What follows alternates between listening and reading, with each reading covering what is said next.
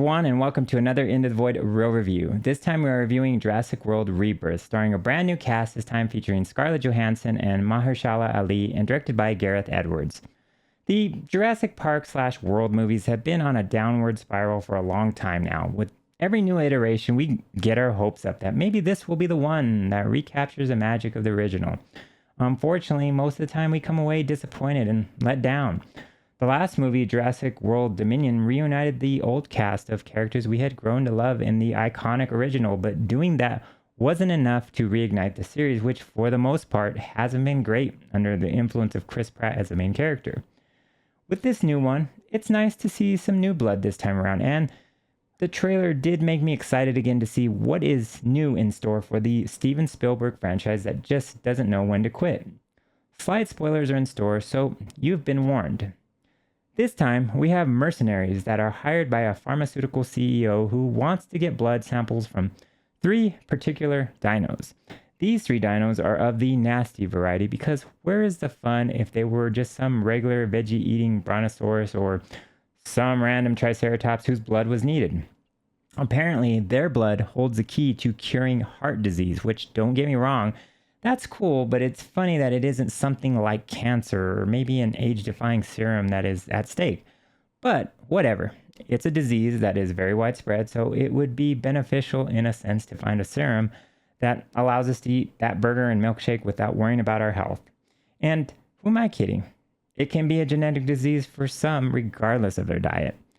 But we aren't here to do a tier list of the worst medical diseases affecting man in the current world climate. Now, what's even funnier than dinosaurs being the key to eliminating heart disease is the opening setup in which the security of a genetic engineering facility gets compromised. Let's just say that a man gets eaten by a xenomorph T-Rex hybrid all because of a candy wrapper. I won't elaborate on that anymore, but it's as silly as you can imagine. Now, after all this, you probably think that I didn't like this movie, but I'm here to tell you that actually, that's not the case. On the contrary, I actually quite enjoyed this Jurassic World movie more than the more recent ones. I like the new cast, even if there's so much hate out there for Scarlett Johansson being wooden and really not that engaging.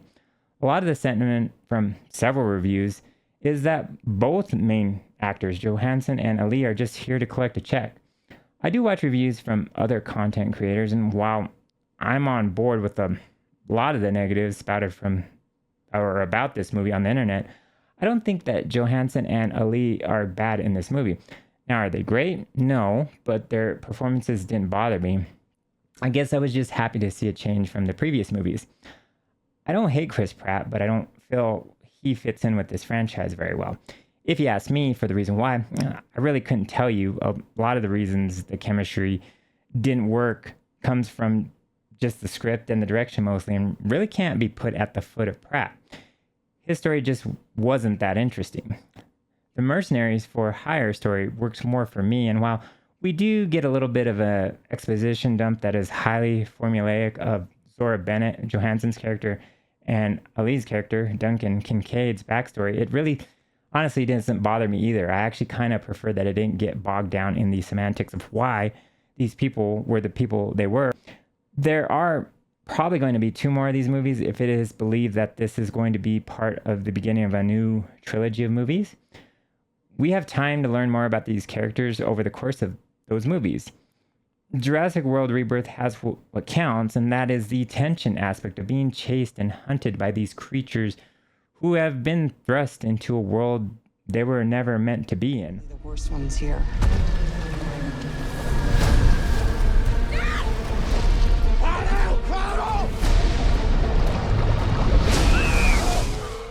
One in which they aren't as interesting as they used to be. People don't have the same awe of them that they once had.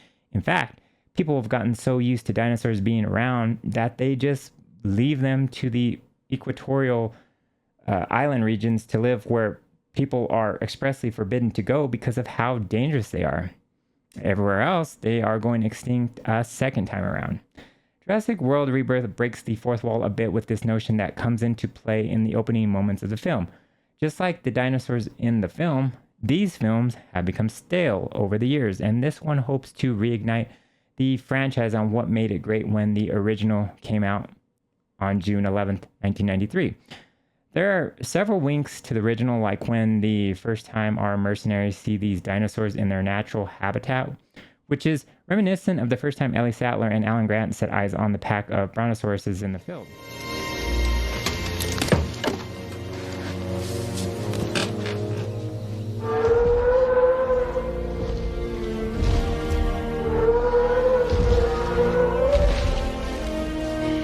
There's also a scene in the final act where Duncan Kincaid gets the attention of the Xeno T-Rex hybrid dinosaur with the same kind of flair that Ian Malcolm used on the infamous T-Rex in the original, so that the rest of the crew can escape.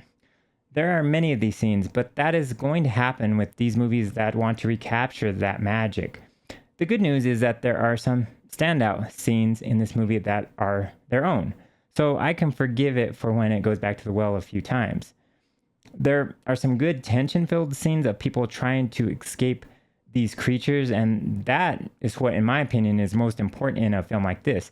Yes, there is a family that many reviewers felt was out of place in the grander scheme of the plot, but I think it helped the film because it presented a dichotomy of people who are not equipped to face the danger of being on an island of dangerous dinosaurs to the more properly equipped mercenaries who are prepped for this sort of thing. In the end, neither is a match for the monstrosities of the island. I had fun with Jurassic World Rebirth, almost to the point that I was wondering if the people who hated it so much watched the same movie. I liked that the mercenaries encountered all kinds of dinos. There are land dinos, water dinos, and flying dinos in this one. The dino game is on point in this one. There's no shortage of variety of dinos in this one, from a little Triceratops-looking dino that a little girl adopts to the flying dinos that I swear may have been a cross between a velociraptor and a pterodactyl. There are several iterations of dinos in this one. I really enjoyed the aspect of the film having genetically enhanced dinos. Did I say dinos enough already? There's still work to do for this franchise, make no mistake, because there are some truly dumb moments in this film. Like, really dumb. I mean, a genetic facility with a state-of-the-art security system goes down because of a candy wrapper. There are several leaps of logic and plot holes. Dinos just miss snapping up people in their jaws so many times, and it is played up to 11 for sure. A raft ends up in the jaws of a T-Rex who chews on it like a T-bone steak, but still remains inflated, and still able to get a family down the river in one piece.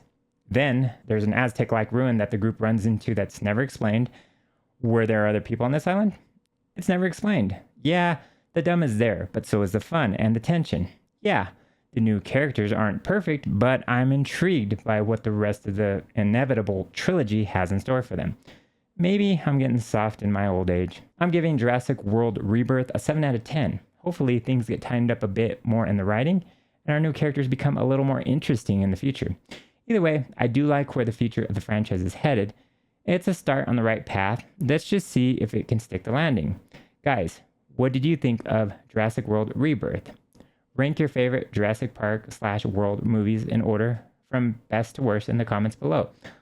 Like and subscribe if you want more of these reviews, and I will see you the next time when we venture into the void.